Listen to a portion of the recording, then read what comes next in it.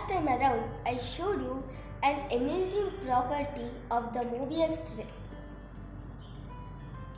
A normal loop of paper has two sides, but a Mobius strip has just one. A normal paper loop loses one of its sides when converted into a Mobius loop.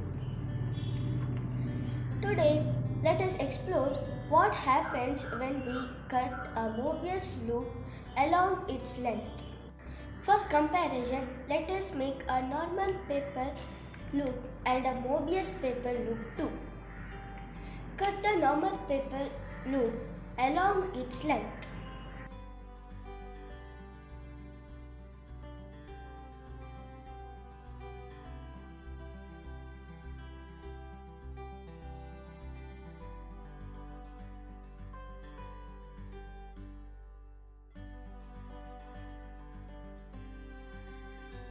What do we get?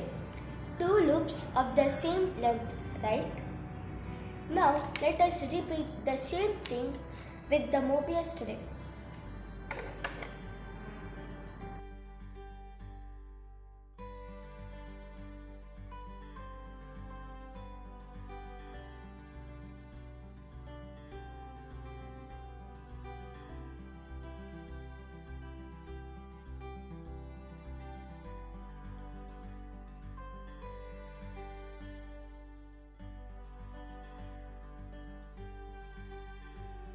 Woohoo!